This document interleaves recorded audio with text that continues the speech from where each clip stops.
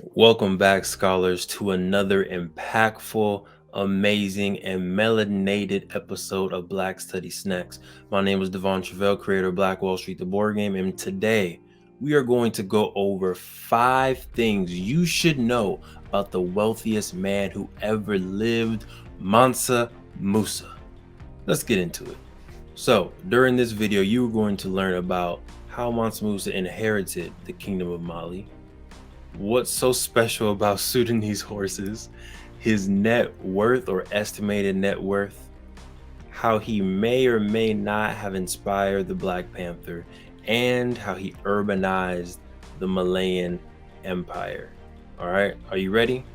Cool. Let's hop right into it. So, if you didn't know, Mansa Musa inherited the Kingdom of Mali in around 1312, and he reigned over the empire until 1337. And he inherited the empire, Mali, from his uncle, Mansa Abubakari II. And this is not typical of what usually goes on, but what is traditional is the king always appoint a deputy, right? Someone in charge for whenever the king goes on his Mecca travels, or whenever the king is not there, this person is going to be appointed or given the power of king while they're not there. Mansa Abubakari was an explorer.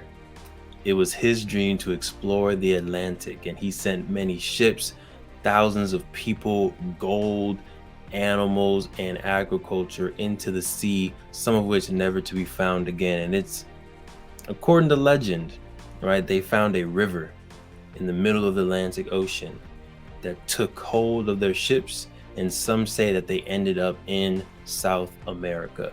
But regardless of the legend, that is how Mansa Musa became the king of Mali, because Mansa Bubakari went on an extreme adventure, and Mansa Musa was then given the mantle of king over the Malayan Empire. Today's question for you is, are you ready to claim your inheritance? Right? Are you ready to claim your inheritance, whatever that means to you and your family, whether it's skills that are passed down to you, recipes that are passed down to you, or even just your last name? Is it land? Is it a house? Is it a business? Whatever it may be for you and your family, are you ready to claim your inheritance? Go ahead and leave your comments below. All right. The number 2 thing you should know about Mansa Musa is he did not play around with his cavalry or his horses.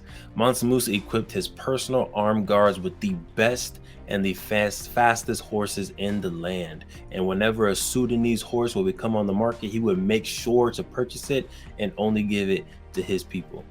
Right? So again, these were the tallest, the strongest, and the fastest horses in the land. When we're talking about military advantage, when we're talking about protecting the trade routes, when we're talking about protecting the king, the most wealthy man in the world, he had to make sure that his army, that his people had the right tools, right? So as you're building your team, or as you're trying to accomplish the dreams that you're working to accomplish, are you using the right tools? Are you using the best tools? And are you making sure that you are becoming the best you that you can be? Number 3 of the 5 things you should know about Mansa Musa is he may have inspired the character T'Challa in the Black Panther. Now, when you take a look back, there are some similarities, right? Yes, one was a real king, one was a fictional king, but they were both very wealthy. They both got their wealth from natural resources. Mansa Musa mined salt and gold.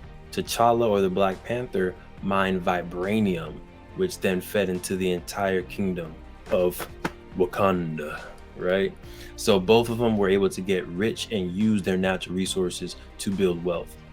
Both of them were also kind of rulers over a secret, and I put secret over it because it was, Mali was just not known at the time, right? Wakanda was hiding and then became known, but both of them were not known to the public world or the world outside of Africa, but were known within Africa, right? So again, when you look at the legend of Mansa Musa, when you look at the wealth of Mansa Musa, when you look at the way that he was building infrastructure and the way that he got his riches from natural resources,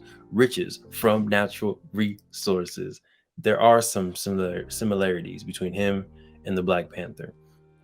Now, a question that I want you to think about is, what other African legends would make some dope movies? Right? We're talking about maybe Queen Calafia. Right? We're talking about maybe Queen Saraonia. We're talking about some Hotep medicine. Right? There's a lot of African legends out there. So if you know any and you think that they would make a great movie, go ahead and leave a comment below and let us know.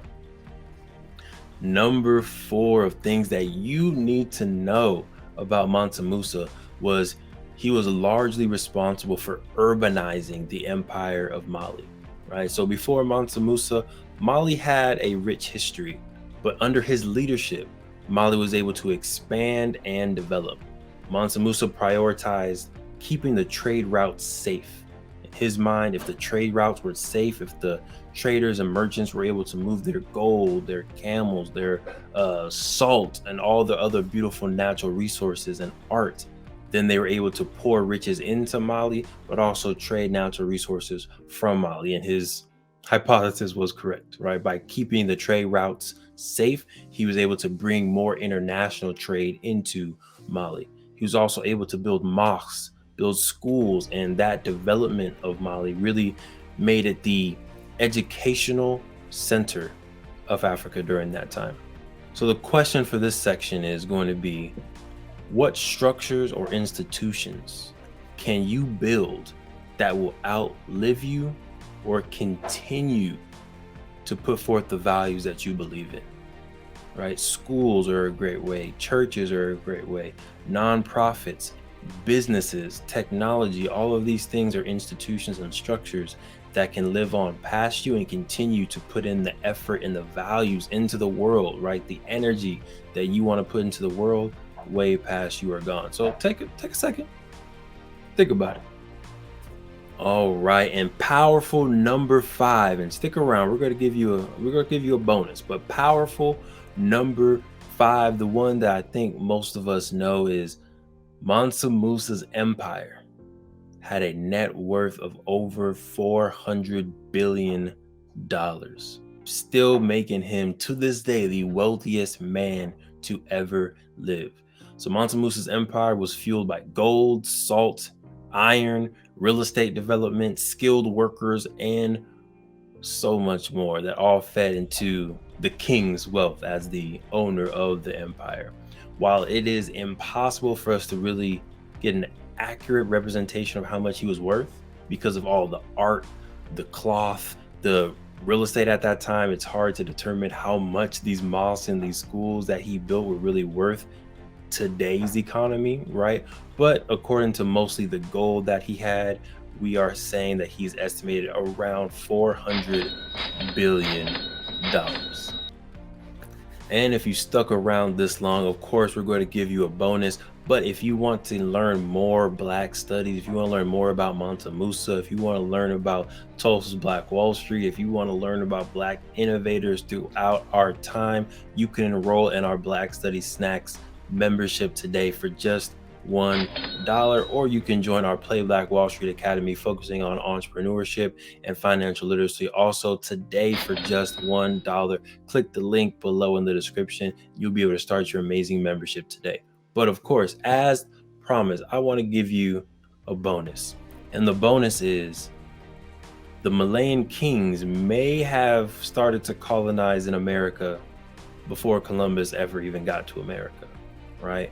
While there is definitely debate over the details, some historians do believe that Mansa Musa and his uncle Mansa Bubakari were the first to create colonies in the Americas.